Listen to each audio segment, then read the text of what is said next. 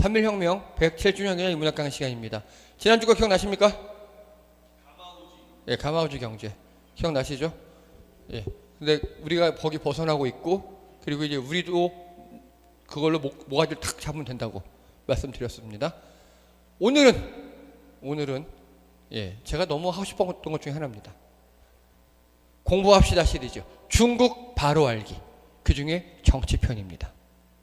여러분, 중국에 대해서 어떻게 생각하십니까? 크다. 뭐 좋아요. 우리 중국에 대한 인식이요, 인식. 현실 말고 우리가 어떻게 알고 있는가. 자, 일단 공산당 일당 독재다. 그쵸? 맞아요. 그리고 감시와 검열의 나라다. 그쵸? 그리고 약간 뒤떨어지고 인구 많은 나라다. 예. 그리고 예, 미사일 빼고는 다 폭발하는 나라다. 뭐 등등등 여러 가지. 그리고 중국을 약간 얕잡아보고 조롱하고 미개하다 보는 그런 시각들 많이 있죠. 예. 그거 인식 말고 실제 현실에 대해서 제가 이야기하도록 하겠습니다. 자, 그래서요, 한국 리서치라는 곳에서 중국에 대한 인식을 지금 2023년부터 3년째 계속 조사하고 있어요. 1000명씩 모아서. 먼저 중국이 민주적이다, 권위적이다. 중국이 민주적이다 라는 의견은 처음에 1%대 이제 3% 됐어요. 어차피 오차 범위 안에이지만 거의 변화가 의미 없어요. 하지만 중국이 권위적이다 라는 대답은 2023년도에 88%에서 올해 76%까지 굉장히 유의미하게 떨어졌어요. 중국의 권위적이라는 의견이 떨어졌다고요. 그러니까 현실적으로 권위적이긴 한데 또 많이 없어졌어, 이런 뜻이에요. 그리고 중국이 자유롭다, 억압한다. 자유롭다는 의견 역시 2%에서 4% 됐으니까 오차범위 내에서 큰 의미가 없어요. 하지만 중국이 억압한다는 건 87에서 73으로 아까보다 더 떨어졌어요.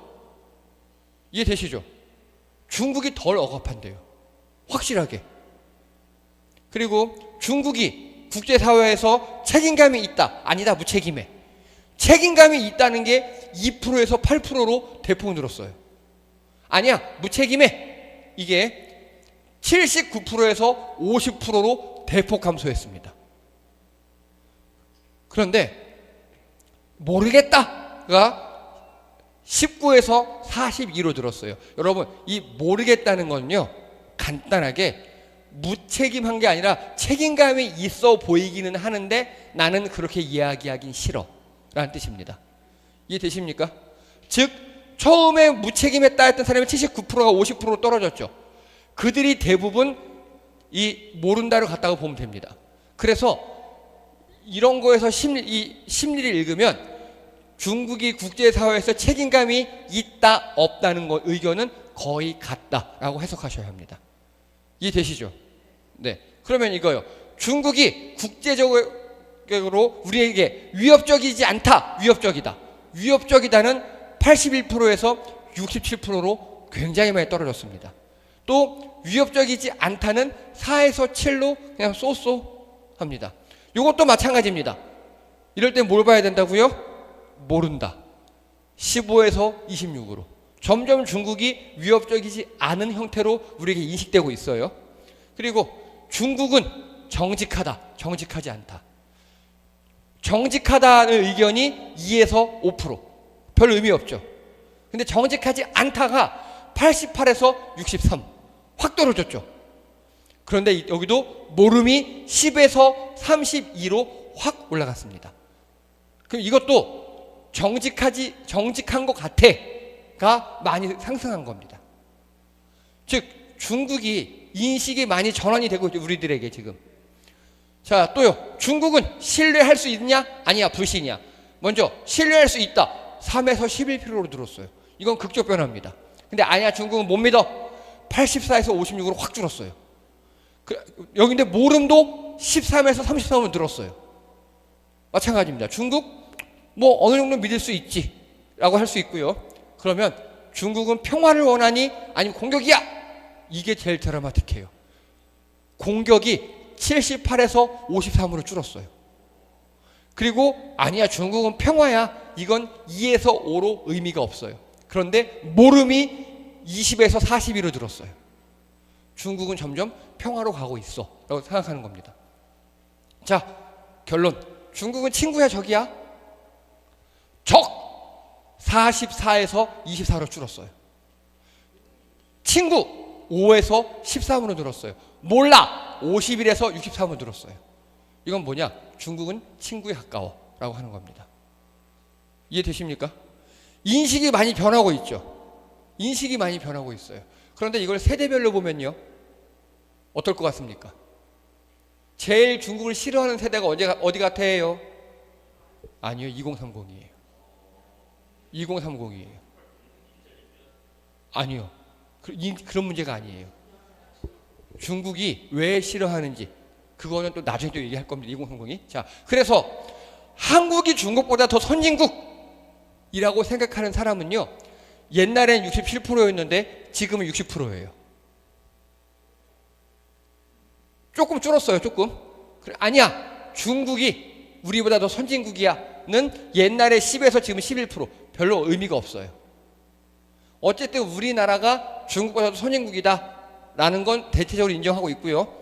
그러면 어느 분야가 선진국이니? 라고 물어봤더니 시민의식, 대중문화 수준, 공산품 품질, 정치 수준, 과학기술 발전 수준까지가 우리가 더 선진국이야 라고 하고, 국제사회 리더십부터는 그래도 우리가, 근데 향후 발전은 중국도 좀 하는 것 같은데, 또 경제 영역에서의 국제 경제력, 군사력 이런 건 중국이 더 높아 라고 생각합니다. 이해되시죠? 네, 이렇게 사람들이 생각한다고요. 자, 한솔, 여기서 어떤 게 마음에 안 들어? 너는 군사력, 우리가 더 중국보다 낫다고? 아니야, 중국이 압도해. 중국은 핵무기가 있잖아. 비교가 안 돼. 비교가 안 돼. 전 세계 1위가 미국. 전 세계 군사력의 50%가 미국이야. 근데 나머지 50에 또 25, 반이 중국이야. 예, 중국. 그래서 미국도 함부로 못해요. 자, 그래서 이제 중국의 인식이고 이제 현실. 최근 20년간 한중 교역 규모입니다. 우리나라와 중국이 무역한 규모예요. 여기 이 녹색 선이 수입 수출액 총액이에요. 잘 올라가다 2022년쯤에 팍 꺾였죠. 그 중요한 게 요 파란색 선이에요. 요 파란색의 대중 수출. 간단하게 여러분 많이 갖다 우리가 팔아먹어야 우리가 좋은 거죠. 근데 2022년도부터 팍 꺾였죠. 수입은요 꾸준히 늘어나고 있죠. 왜냐하면 여러분 중국에서 워낙 잘 만들기 때문에, 싸게 잘 만들기 때문에 우리가 중국에서 수입을 안 할 수가 없어요. 실제로 미국에서 어떤 연구단체가 차이나 프리라는 걸 실험했어요. 중국에서 수입하는 걸 제로, 모든 걸 쓰지 않겠다 라고 일주일 동안 살 수 있는가? 실패했어요. 안 돼요. 자, 그럼 간단하게 우리가 중국에서 사오는 게 꾸준히 늘고 있죠. 그럼 우리는 어떻게 하면 좋은 거예요? 중국에서 사오지 말아요?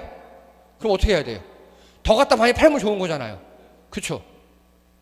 근데 보세요. 2023년, 24년, 25년부터 팍 줄었어요. 갖다 파는 게. 왜 그럴까요? 정확히 윤석열입니다. 윤석열이 2023년 5월에 취임했어요. 그때부터 우리나라가 정확히 취임한 날부터 대중 적자로 전환됐다고요. 정확히. 지금까지도. 왜냐? 우리 윤석열이 중국에다 악담을 많이 하잖아요. 많이 해요. 그러니까 시진핑이 한마디 했어요. 그러니까 중국인들, 중국 업체가 우리나라 걸 안 사요. 네, 이해되시죠? 자, 그런데 희망적인 소식이 있습니다. 올해 1사분기 중국에 우리가 수출을 65조 했어요. 근데 수입을 62조 했어요. 일단 이게 희망적인 겁니다. 뭐냐? 대중 수입 수출 교역액이 작년에 비해 50%가 늘었다고요. 엄청 늘은 거지. 그리고 무려 3조 원의 흑자를 봤다고요. 그리고 이거 말고 1, 4분기는 1, 2, 3월이죠. 4월 달 한 달, 4월 달 한 달만도 또 3조의 흑자를 봤어요. 이해되시죠? 중국이 우리나라를 어마어마하게 사랑하고 있다고. 그러니까 여러분, 대통령 하나 바뀌면 이렇게 된다고요. 그래서 우리가 봐야 할 게 뭐냐? 중국과 교역을 에서 실패하면 우리는 망한다는 겁니다. 이해되십니까? 여러분, 우리나라 중소기업이 조금 뭘 만들어서 유럽이나 미국에 수출했어요 라는 소리 잘 못 들어보셨죠? 우리나라 중소기업이 살아나고 작은 기업들이 살아나고 우리 체감 경기가 좋아지려면 우리는 가까운 나라 중국 동남아에 많이 팔을 수밖에 없어요. 그게 돼야 됩니다. 그리고 지금 제가 몇 번이나 공식 비공식으로 말씀드렸는데 우리나라와 북한과 뭔가 꾸물꾸물해요. 지금 계속 있어요. 그래서 통일은 뭐 바라지도 않고 뭐 남북한 자유왕래 그것도 바라지도 않아요. 그냥 하나 통행료 낼게 길만 뚫어줘. 길도 있어요. 이미 기찻길도 2개 그리고 고속도로도 2개나 있어요. 그거 통해서 중국과 무역을 할 수 있다. 제가 장담합니다. 이거에 3배 나옵니다. 기차길과 길로 하면. 그러면 아니 북한에 통행료 내겠다고. 그러니까요. 아마 폭발할 겁니다. 즉 중국은요 우리나라 경제와 매우 밀접한 관계가 있는 나라입니다. 이게 현실입니다. 이해되시죠? 자, 여러분이 장사를 해요. 장사를 하는데 맨날 우통 까고 시끄럽게 떠드는 놈이 있어요. 근데 그 놈이 우리나라 매출의 반을 차지해요. 우리 장사에. 오지 말라 그럴 겁니까? 저 같으면요 그 사람을 위한 독립방을 만들어주겠습니다. 다른 손님들 시끄럽지 않게 하게요. 그렇죠? 그렇지. 가서 같이 옷을 벗어줘야지.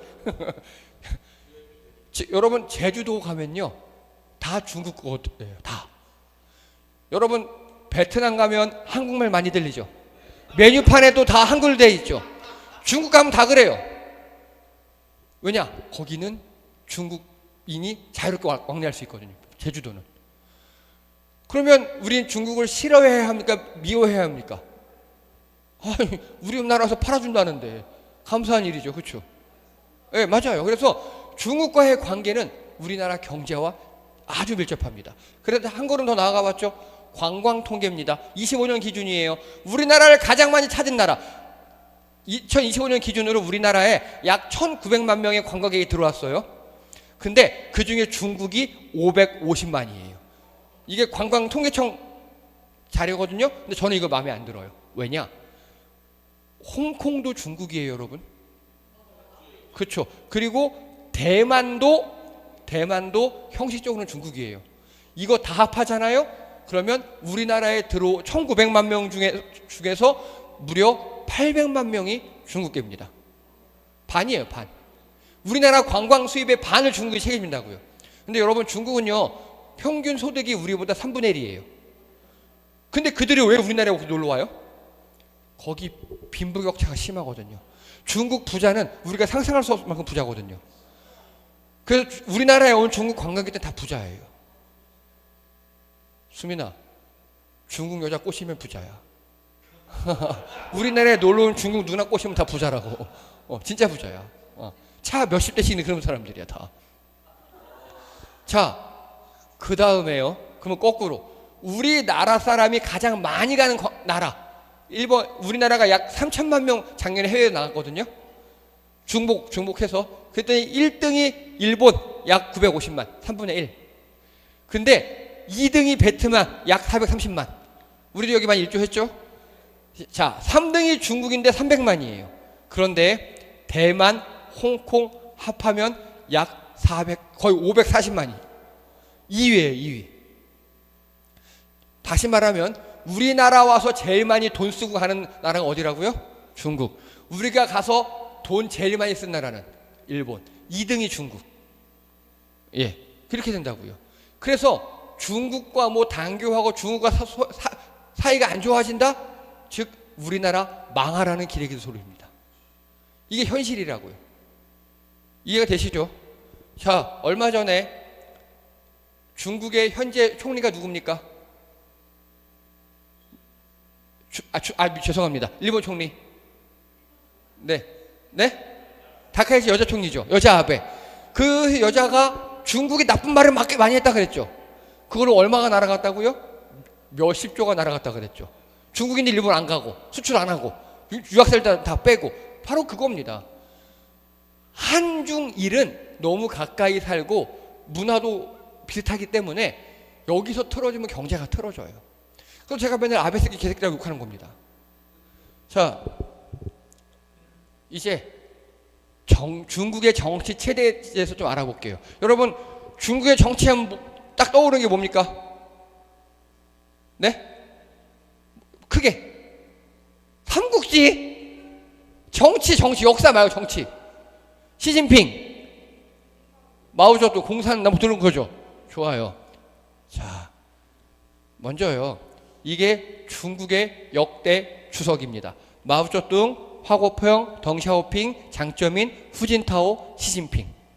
현재 시진핑은 3년임에 성공해서 총 12년을 하게 됐어요. 더 할 수도 있을 것 같기도 해요. 예, 더 할 수 있을 것 같아요. 예, 좋은 건가요? 나쁜 건가요? 왜? 왜 몰라? 그러니까 왜 좋아 그러면? 자, 여러분, 장기 집권하는 게 좋은 거예요, 나쁜 거예요? 그러니까 왜? 독재 정치 바꿔볼게요. 윤석열이 오래 하면 좋아요, 나빠요? 이재명 대통령이 오래 하면요? 왜 좋아요? 주식 올라가서? 주식 올라가서? 좋아요. 자, 여러분, 우리는 장기, 독재 이렇게 딱 붙어있죠. 한 가지 전제를 해볼게요. 세종대왕 같이 위대한 군주가 현실에 와서 대통령이 됐어요. 그 사람이 장기로 집권해요. 좋아요, 나빠요? 좋겠죠. 그래서 우리는 기간에 되게 집중하는데 그냥 많이 당했으니까. 기간이 문제가 아니에요. 잘하냐 못하냐가 문제입니다. 물론 길게 가면 타성에 젖어 타락할 확률이 큰 건 사실이에요. 하지만 길게 잘할 수도 있는 거잖아요. 근데 전 여기서 중국 주석들을 보면서 한 가지 무서운 걸 발견했습니다. 전 세계에도 없는 거. 그게 뭐냐? 장쩌민 아십니까? 들어보셨죠? 네, 장쩌민이요. 원래 전기공학자 출신입니다. 전기공학으로 일을 오래 했었고 그쪽 관료였어요. 장쩌민이. 그리고 후진타오는요. 수리공학. 수리는 뭐 수리하는 게 아니라 수력발전 같은 거. 수력발전, 친환경 에너지 초전문가였어요. 그리고 시진핑 있죠? 시진핑은 화학공학이었습니다. 전 이게 무서웠어요. 이거 제가 이번에 조사하고 나니까 하는 게 있어요. 뭐냐? 중국은 장기라 그랬죠. 지금 시진핑도 12년 이상 할 수 있다고. 이 장쩌민이 1993년도에 집권했어요. 그러니까 장쩌민, 후진타오, 시진핑까지 93년이니까 지금 30년 동안 하는 거잖아요. 30년 동안 중국의 공업 기술, 과학이 어마어마하게 발전한 게 바로 이거였습니다. 이해되십니까? 예. 윤석열이 집권하니까 검사들만 난리치죠. 근데 이런 사람들이 집권하니까 중국이 달라진 겁니다. 여러분, 하버드에서 조사를 했어요. 세계 1위부터 10위까지 연구 성과를 제일 많이 낸 대학교. 2등이 하버드고요. 1등이 중국 북경대고요. 그리고 10위 중에 9개가 중국 대학교입니다. 왜냐? 여기는 우리가 흔히 하는 일당 독재잖아요. 독재는 나쁜 거라고 우리 알고 있죠. 근데 독재를 어떻게 하느냐? 야, 이제는 기술이야. 이제는 공부 잘하는 새끼들 의대 죽여버린다. 뭐 한의대 간다고 다 죽여. 법대가 죽여. 안 돼. 공부 잘하는 새끼들은 무조건 다 법대, 공학, 기술, 연구. 니네 돈 없어? 근데 니네 한 가지는 안 돼. 미국으로 망명을 주고 그거만 여권만은 뺏어요. 그리고 월급 얼마면 돼? 아예 그 사람들이랑 마을을 만들어줬어요. 그렇게 대우를 해줍니다. 그리고 여러분, 우리나라 카이스트 나와서 중국으로 취업 나가요. 그렇게 우대하니까 지금. 이렇게 기술자들 우대하니까. 그러니까. 그렇게 30년을 해버리니까 지금 중국이 된 겁니다. 세계 2위 기술 강국. 1등이 미국, 2등이 중국. 여러분, 독재가 좋은 겁니까? 나쁜 겁니까? 물론 아직도 사람 잡아가고 욕하면 그러게 하고 이상한 짓 해요. 검열하고 그래요. 네. 그런데 이게 무서운 겁니다. 그리고 제가 이번에 공부하면서 또 발견한 건데요. 중국인이 주석 및 최고 지도자가 되는 법 아십니까? 자, 요걸 일단 넘어가고요. 그러면 자, 설명할게요. 먼저요, 중국인이 주석이 되려면 중국 공산당에 가입을 해야 합니다. 당연합니다. 언제 가입하느냐? 보통 중고등학교 때. 네, 그때 가입을 해야 돼요. 그리고 그 두 번째, 기층당 간부 지방 공직 경력. 우리말로 하면 뭐냐면요. 네? 아니에요. 그게 아니에요. 우리말로 하면 이 지방에서 당원 가입을 하고요. 그리고 지방의 동사무소 직원이든가 아니면 여기 뭐 보면 국민의힘 민주당 해서 서구 을 지역구 위원회 이런 거 있잖아요. 그런데 가서 뭐 장애인 위원장 같은 걸 하든지 아니면 그런데 가서 무슨 청년 단체 봉사를 하든지 그런 거부터 시작해야 된다고요. 제일 밑에부터 시작해야 돼요. 그래서 차츰차츰 올라가서 정치권에도 있어야 되고요. 행정도 해야 되고요. 이거를 한 30년 최소한 해야 돼요. 맞아요. 그리고 그 다음에 시 성급 지도부로 성장한다. 이게 뭐냐? 인천시당 위원회에 들어가야 돼요. 그래서 인천시 공무원을 하든 그렇게 올라가야 돼요. 이해되십니까? 동사무소 직원부터 구청 직원을 해서 인천시까지 올라가야 돼요. 여기까지 올라오면 한 20년 걸려요. 그리고 당에도 있어야 되고 국회의원 같은 거, 시의원 같은 것도 해봐야 되고 고루고루, 그리고 아주 저기 시골 지방도 가봐야 돼요. 필수 코스예요. 지방도 한 10년 이상 가야 돼. 그리고 중앙위원회에 진입합니다. 중앙위원. 우리말로 하면 국회의원쯤 되는 거예요, 이제. 그리고 정치국 위원이 됩니다. 우리말로 하면 법사위 정도 되는 거예요. 그리고 정치국 상무위원이 돼야 돼. 이게 7명이거든요. 이 중에서 주석이 돼요. 그러면 여기서부터 여기까지 올라오려면요, 최소 30년이에요. 네. 자, 그래서 이들은 권력 초집중형 간선제입니다. 우리는 대통령 직선제죠. 일본은 간선제죠. 여기는 간선제예요. 뭔 소리냐? 결국 주석을 누가 뽑냐면 전국 인민대회에서 뽑아요. 그러면 전국 인민대회 대의원 있죠. 는 누가 뽑냐? 우리말은 그 사람이 국회의원이에요. 그 국회의원을 누가 뽑냐? 각 시도 위원이 뽑아요. 이해되십니까? 그러니까 우리나라 말로 하면 여러분, 우리는 다 우리가 손을 뽑죠. 지방자치 투표할 때 투표용지 11장인가 막 그렇게 될 때 있잖아요. 근데 우리나라 말로 하면 우리는 구의원만 뽑는 거예요. 이해되십니까? 우리는 서구의원만 뽑는 거예요, 우리는. 그럼 서구의회가 모여서 시의원을 뽑아요. 이해되시죠? 시의원들이 모여서 국회의원을 뽑아요. 국회의원들이 모여서 대통령을 뽑아요. 이게 중국의 주석 뽑는 법입니다. 그러면 중국은 일당 독재다, 뭐 아니에요. 중국에서 주석 되려면 진짜 초엘리트여야 해요. 정말 힘들어요. 그래서 누가 임명하는 게 아니에요. 중국 그래서 차츰 올라가야 돼요. 여러분, 이거 어디서 본 적 있어요? 이거 우리나라 프로 뭐였죠? 101명 뽑는 거. 프로듀스 101. 아이돌 후보 101명 뽑아놓고 거기서 1등 뽑는 거 있죠. 그거 하는 거예요. 그거. 그러니까 중국 주석이 되었다는 건 병신이 될 수가 없어요. 다른 말로 할게요. 윤석열은 절대 주석이 될 수 없어요. 중국에 태어났으면. 그래서 이들은요, 오랜 기간 밑에서부터 사상 실력 검증돼서 벼락 스타가 없어요. 그렇죠. 그리고 시진핑 예를 들어볼게요. 그래서 간단하게 53년생입니다. 53년생이 몇 살입니까? 70이 넘었죠. 그렇죠? 예. 장로님보다 한 살 많은 거죠. 그렇죠? 예. 아버지가 최초의 중국에서 처음 혁명했던 위대한 혁명가 중에 한 명이었어요. 근데 정치력에서 밀렸어. 좌천됐어요. 농촌으로 귀양 갔어요. 근데 그 농촌에서 학생운동을 했어요. 시진핑이. 어릴 때, 중고등학교 때. 근데 당연히 공산당에 가입을 해야 돼요. 가입하려고 그랬는데 아버지 때문에 9번 거절됩니다. 몇 번 만에 된 거예요? 10번 만에. 그리고 아버지가 복권됐어요.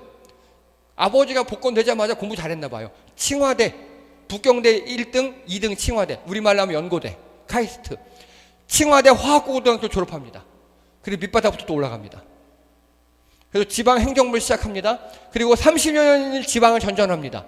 그리고 2007년에 상해 당위원회 서기. 이거 간단하게 뭐냐면 상해 시장이 있고 상해 우리말로 치면 인천시장이 있고 인천시의회 의장이 있죠. 공산당 당서기가 인천시의회 의장이에요. 이해되시죠? 그걸 합니다. 그래서 상해를 바꿔놨어요. 이 사람이. 실력을 인정받았어요. 그래서 2008년도에 제8대 부주석이 돼요. 주석 말고 그 밑에 부통령이 돼요. 그리고 12년도에 주석이 돼서 현재 3년임을 했습니다. 여러분, 물론 중국에서 하는 여론조사는 좀 그렇잖아요. 정상적이지 않잖아요. 그래도 시진핑 지지율이 90%가 넘어요. 왜냐? 시진핑이 정말 우리가 밖에서 욕하고 막 그러지만 그들에겐 좋은 일을 많이 했거든요. 그것도 나중에 이야기하겠습니다. 이렇게 해서 주석이 됩니다. 그래서 절대 만만한 게 아니에요. 자, 그럼 우리나라 알아볼까요? 우리나라 대통령 되려면 어떻게 해야 돼요? 우리나라 아닙니다. 일단 헌법에서 만 40세 이상이 돼야 돼요. 그래서 5년 이상 국내 거주한 국민으로 국회의원 피선거권이 있는 자, 즉 죄 안 짓고 피선거권 박탈 안 당한 자, 그런 사람. 저 됩니다. 웬만하면 다 돼요. 네, 여기 웬만하면 다 돼요. 5천이요? 아니요, 5억 이상이에요. 네. 자, 그래서 실제는 양당에서 공천받아 대통령 선거에서 선택받은 자입니다. 민주당에는 국민의힘이 어느 쪽에서 공천을 받아야 돼요, 무조건. 실제로는, 현재까지는. 더 실제로는요, 정치인이든 관료든 군인이든 검사 등 잘 나가다 공천받아야 합니다. 더 실제는. 그래서 현재 우리나라 대통령들입니다. 보면 이승만은 정치인 출신이고, 다 정치인 출신이고, 군인 출신 3명 있고, 그리고 정치인 출신이고, 변호사 출신 몇 명 있고, 검사 출신 한 명 있어요. 근데 우리나라 대통령들의 결말이 어땠습니까? 자, 일단요, 우리나라 대통령 중에요, 대놓고 나쁜 새끼들이 있었습니다. 바지 대통령 사임시키고 체육관 성과놈들이 있었습니다. 이걸 뭐라고 하죠? 간선이라고 하죠. 누굽니까? 간선으로 대통령 된 사람? 아니에요. 박정희하고 전두환이에요. 네. 그래서 은근히 나쁜 놈들이 있어요. 선동해서 국민을 위한 척 속이고 대통령 된 놈도 있습니다. 요새뿐만 아니고 많아요. 그러다 보니까 대통령들의 결말이 다 안 좋아요. 이승만 결말이 뭡니까?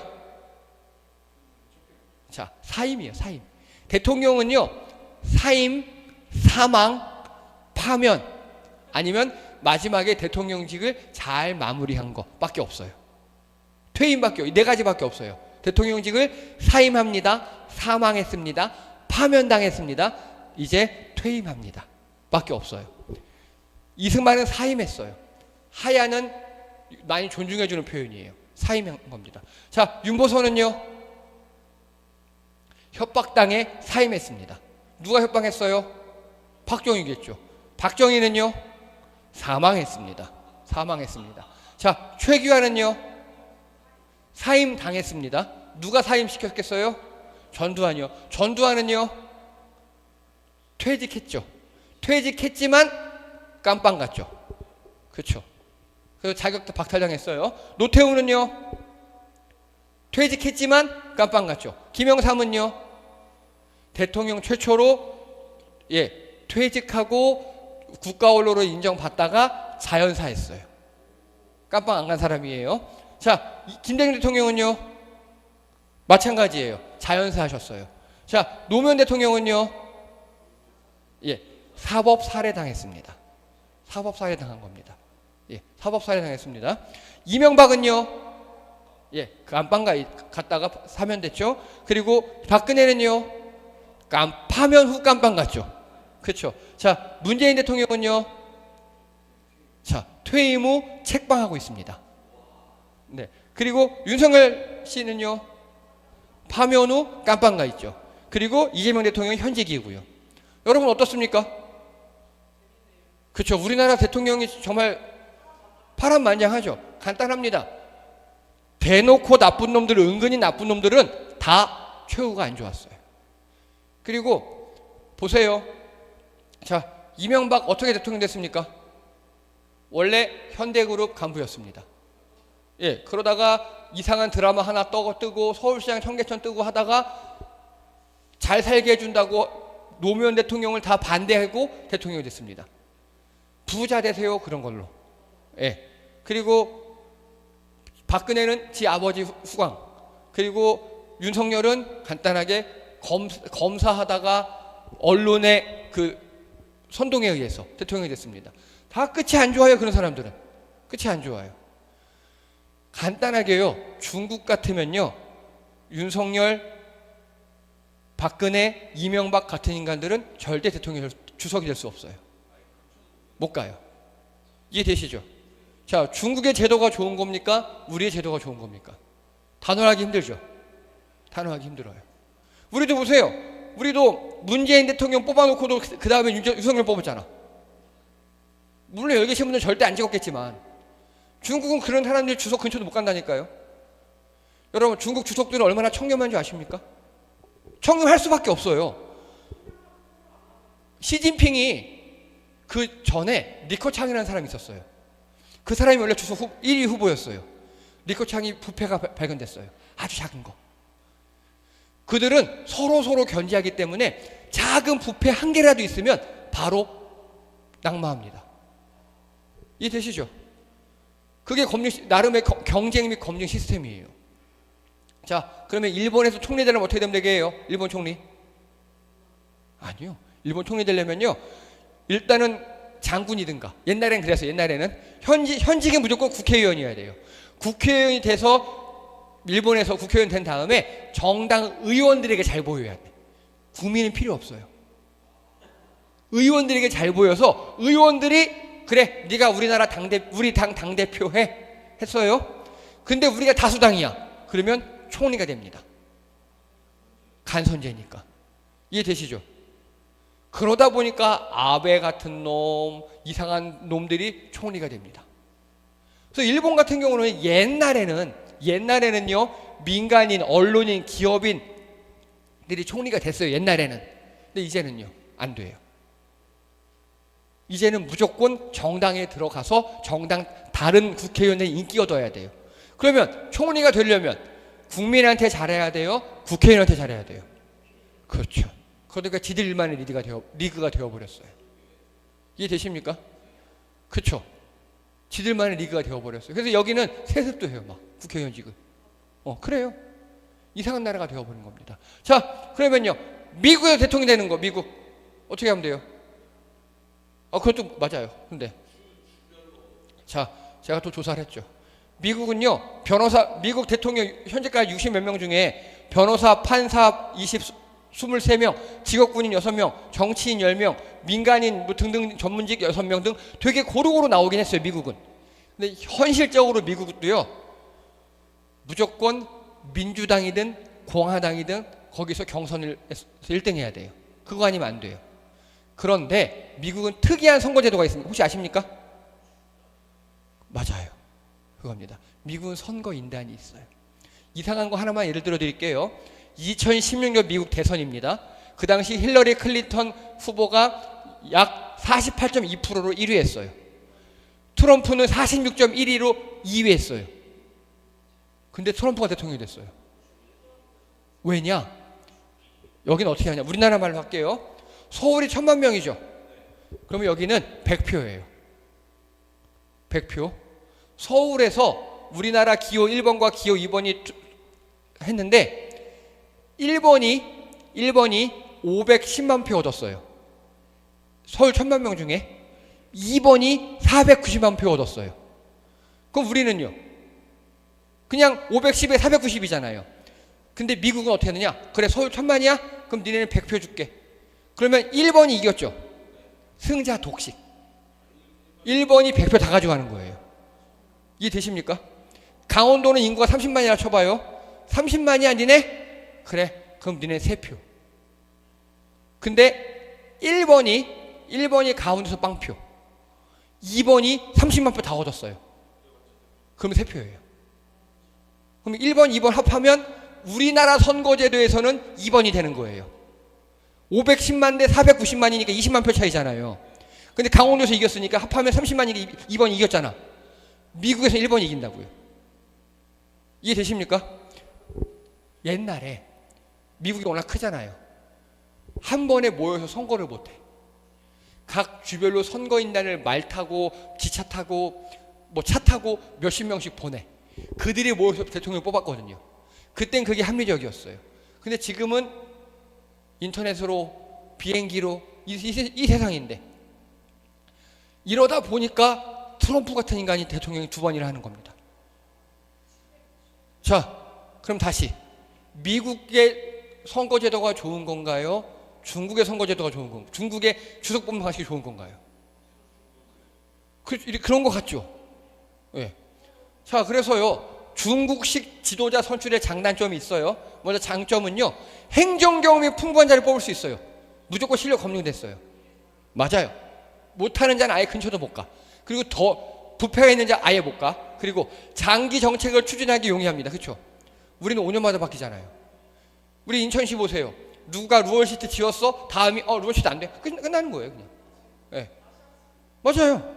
근데 여기는요, 쭉 온 나라가 하나로 밀 수 있어요.